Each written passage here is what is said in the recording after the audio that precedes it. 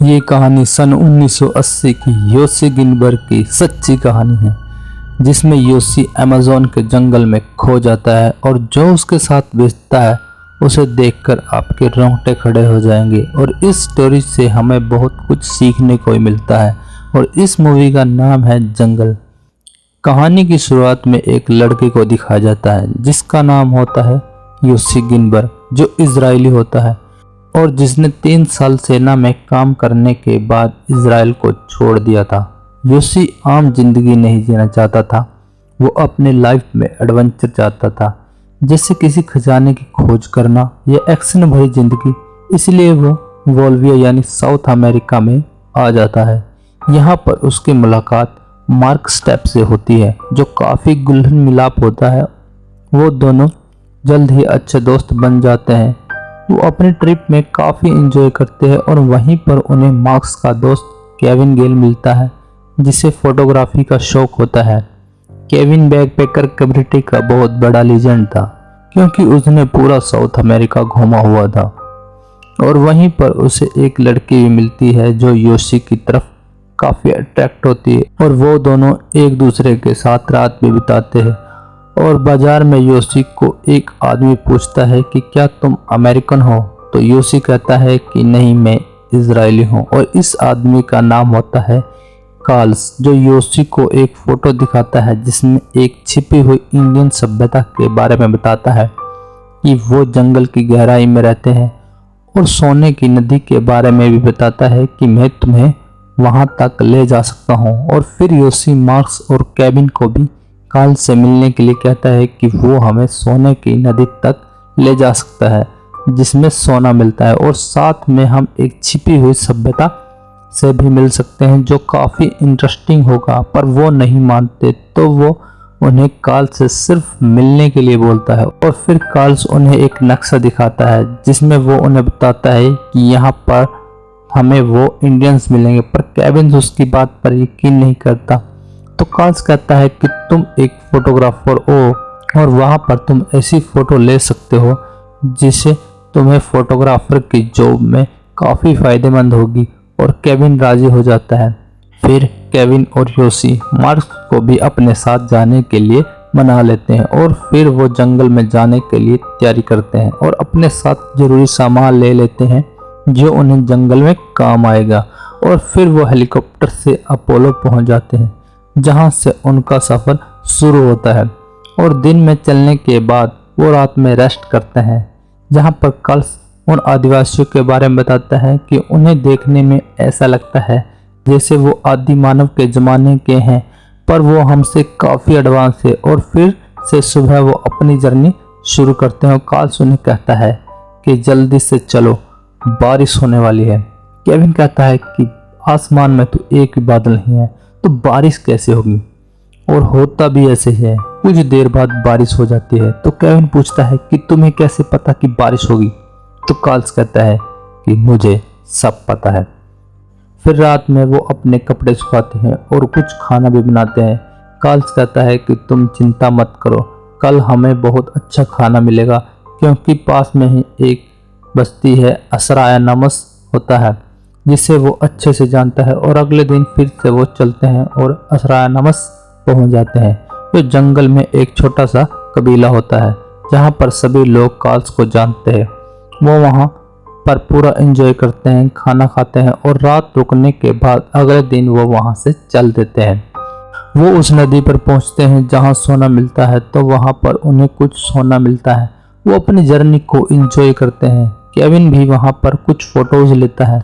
कई दिन जंगल में पैदल चलने के बाद मार्क के पैर खराब हो जाते हैं, जिससे उसे चलने में दिक्कत होती है। तो योशी और केविन आपस में बात करते हैं कि हमें बारिश के मौसम से पहले इस जंगल से निकलना था, पर मार्क्स की वजह से हम काफ़ी धीरे चल रहे हैं और अब रात हो जाती है। तो मार्क्स योशी से माफ़ी मांगता है और कहता है कि मैं जानता हूँ कि तुम सब मेरी वजह से धीरे चल रहे हो, पर मैं क्या करूँ, मेरी इसमें क्या गलती है।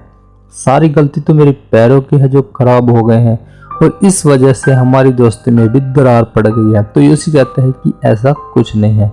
अगले दिन वो कार्ल्स मार्क्स के पैर ठीक होने तक रुकने के लिए कहता है। तो योशी कहता है कि हम इतने दिन यहाँ कैसे रुक सकते हैं, तो केविन कहता है कि हम नदी के रास्ते से जल्दी चले जाएंगे जिससे हम जंगल भी देख लेंगे, पर कार्ल्स कहता है कि नदी के रास्ते से बहुत खतरा है और वो लास्ट में नदी पर जाने के लिए फाइनल करते हैं और फिर वो एक किश्ती बनाते हैं जिससे वो आगे का सफर तय करते हैं।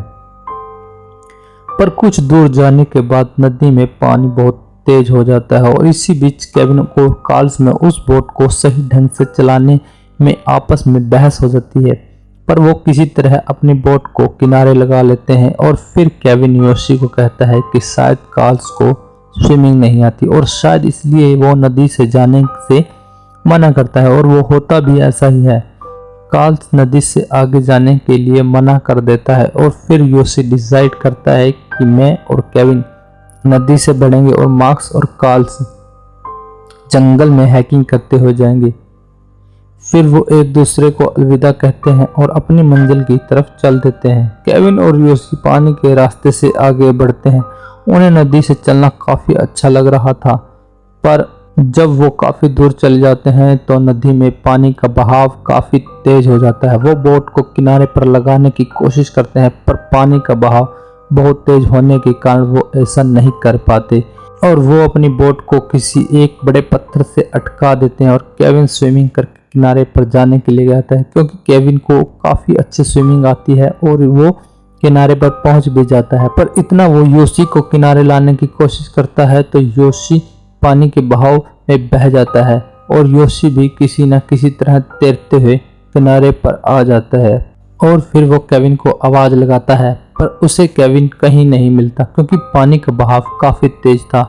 तो वो केविन से काफी मील दूर चला जाता है और फिर रात में बरसात होती है तो योशी एक पेड़ के नीचे ही रात बिताता है और जब सुबह उसने उसी नदी से बर्तनों की खड़कने की आवाज आती है क्योंकि उस बैग में बर्तन भी बंधे हुए थे जो पत्थरों से टकराने की आवाज से उसकी नींद खुल जाती है।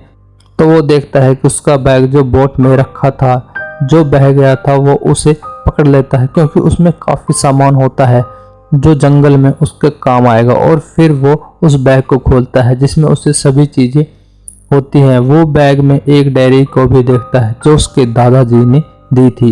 वो उसे अपने साथ ही रखता है क्योंकि उसका मानना था कि वो डायरी उसे जिंदा रहने में मदद करेगी और फिर वो बैग से एक मेडिसिन निकालता है जिसे वो खा लेता है जो एनर्जी की दवा होती है और उससे खाने के बाद उसमें काफी एनर्जी आ जाती है और वो बड़ी फुर्ती से केविन को ढूंढने लग जाता है क्योंकि इस पूरे जंगल में अब केविन ही था जो उसके साथ था।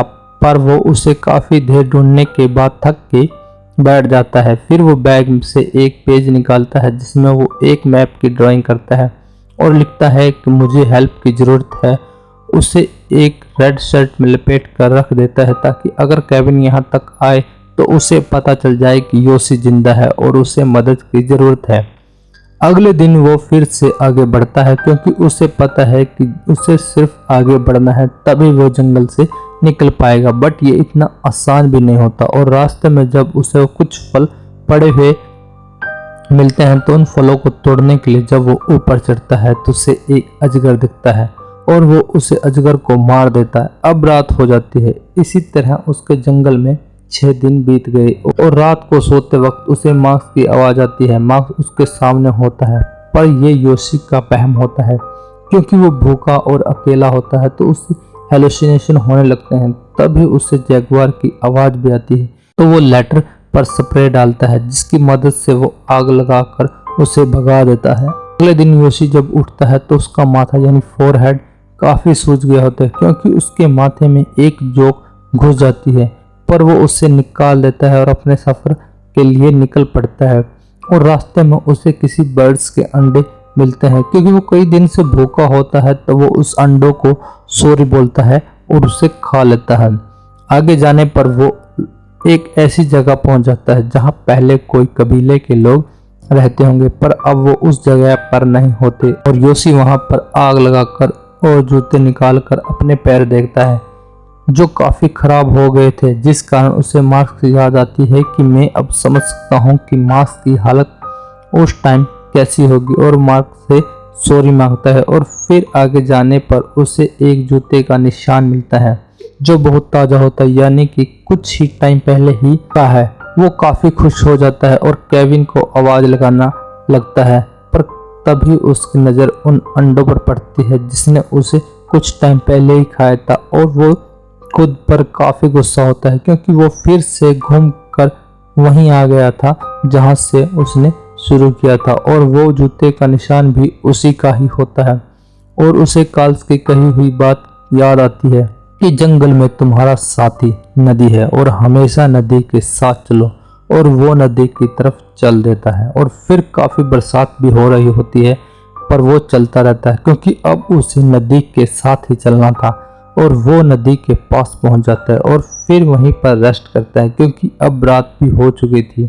अगले दिन 2 आदमियों को दिखाया जाता है जहां पर उन्हें केविन बेहोशी की हालत में मिलता है। केविन भी काफ़ी कमज़ोर हो चुका था और वो उसे अपने साथ रूरेनाबकू ले जाते हैं जो क्यूरेलेपेज से लगभग 120 मील दूर होता है, यानी कि योशी यहाँ से लगभग 120 मील दूर है। क्योंकि योशी जब मैप में देखता है तो वो अंदाजा लगाता है कि शायद वो क्यूरेलेपेज में है। और फिर केविन वहाँ पर एक दिन आराम करने के बाद वहाँ के फॉरेस्ट ऑफिसर पर जाता है और अपने फ्रेंड योशी के बारे में बताता है कि वो जंगल में खो गया है और उसे ढूंढने के लिए कहता है। फिर केविन फॉरेस्ट ऑफिसर के साथ हेलीकॉप्टर में बैठकर उसे ढूंढते हैं, पर उस टाइम योशी जंगल में होता है और वो हेलीकॉप्टर की आवाज़ सुनकर उन्हें हाथ भी हिलाता है और हेल्प मांगता है, पर हेलीकॉप्टर काफ़ी ऊंचे से उड़ रहा होता है जिस कारण वो योशी को नहीं देख पाते। और योशी अब पूरी तरह से निराश हो जाता है क्योंकि योशी को यकीन होता है कि शायद वो केविन था जो उसे ढूंढने आया होगा। फिर केविन उस फॉरेस्ट ऑफिसर के पास फिर से जाता है और उससे योशी को ढूंढने के लिए कहता है क्योंकि वो काफ़ी ऊंचे थे इसलिए उन्हें वो नहीं दिखा होगा। तो वो ऑफिसर कहता है कि लगभग 3 हफ्ते बीत चुके हैं और ये चमत्कार है कि तुम बच पाए, पर जरूरी नहीं कि तुम्हारा दोस्त भी बच गया हो, तो प्लीज़ अपने घर जाओ। और केविन कहता है कि मैं उसे लिए बगैर यहाँ से नहीं जाऊँगा और उससे कहीं ना कहीं ये यकीन होता है कि योशी जिंदा होगा। तो ऑफिसर उसे एक बंदे के बारे में बताता है जो एक बोट चलाता है और उसे इस नदी की अच्छी खासी जानकारी होती है। फिर केविन उस नाविक के पास जाता है जिसका नाम टीको होता है।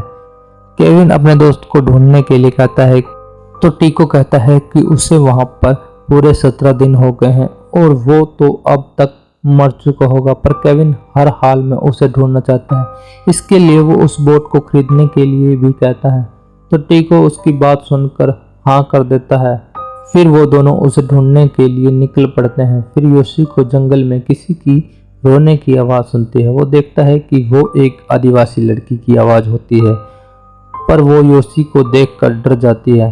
पर योशी उसे शांत करता है और अपने बारे में बताता है, पर उसे योशी की भाषा नहीं आती, पर वो शांत हो जाती है। और रात को योशी उस लड़की को अपने कपड़े भी देता है सोने के लिए और उसका पूरा ध्यान रखता है क्योंकि अब वो अकेला नहीं था, अब उसके साथ कोई था। चाहे वो उसकी बात ना समझ पा रही हो फिर भी वो बात तो कर सकता था और इससे उसे जीने की ताकत भी मिलती है। अगले दिन उन्हें एक फल मिलता है जिसे योशी खाता है और उसे भी खिलाने की कोशिश करता है, पर वो नहीं खाती क्योंकि वो अब खराब हो चुका था। और रात में योशी उसे कहता है कि हम अकेले नहीं हैं, भगवान हमारे साथ है, और उसे अपने साथ सुला लेता है और उसके कंधे को सहलाने लग जाता है। पर तभी हम देखते हैं कि वो एक पत्थर को सहला रहा होता है। वहाँ पर कोई भी लड़की नहीं होती, वो सिर्फ उसका भ्रम होता है और जल्द ही उसका भ्रम टूट जाता है। वो काफ़ी मायूस होता है और खुद को अकेला महसूस करता है। और अगले दिन भी चलते वक्त उसे हेलुसिनेशन आते रहते हैं क्योंकि वो काफ़ी दिन से भूखा था और उसकी नींद भी पूरी नहीं हो पा रही थी। तो वो हेलुसिनेशन की दुनिया के भ्रम में खोया रहता है और हेलुसिनेशन के चलते वो एक दलदल में गिर जाता है। अब वो उसमें घुसता ही जा रहा था। काफ़ी प्रयास करने के बाद भी वो वहाँ से निकल नहीं पाता, तो खुद को रिलैक्स करता है क्योंकि दलदल में जितना आप फैलोगे उतना ही आप नीचे जाओगे। योशी ठंडे दिमाग से सोचता है कि कैसे मैं इससे निकल सकता हूँ। तभी उसे एक पेड़ की टहनी नजर आती है। वो उसे पकड़कर धीरे धीरे बाहर निकल जाता है, पर उस कीचड़ से बाहर निकलने के बाद अब फिर से उसे वो हेलुसिनेशन आने लगते हैं और ना ही उसमें इतनी हिम्मत थी कि वो एक कदम भी आगे बढ़ सके क्योंकि उसकी सारी एनर्जी उस दलदल से निकलने में लग चुकी थी। अब वो भूख के कारण कमजोर भी हो चुका था, पर उसे किसी तरह नदी के किनारे जाना था, क्योंकि नदी के पास जाने से उसके पास कुछ चांस थे। अगर केविन फिर से उसे ढूंढने आए तो वो उसे मिल सके। तभी उसे वहां पर एक पेड़ दिखता है जिस पर बहुत सारी चींटियां दिखती है।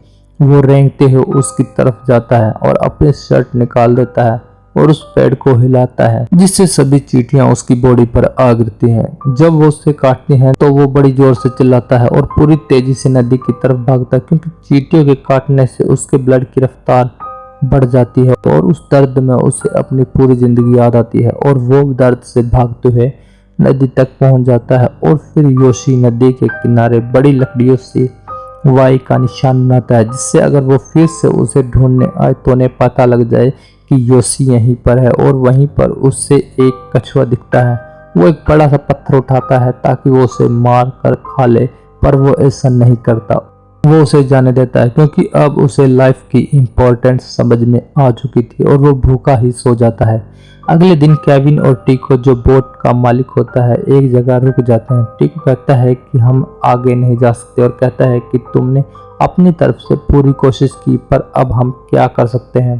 और वो वहां से वापस जाने लगते हैं। तभी केविन का पैर एक लकड़ी से टकराता है और ये वही लकड़ी होती है जिससे योशी ने वाई का साइन बनाया था, पर वो उस साइन को नहीं देख पाता और वहां से चल देते हैं।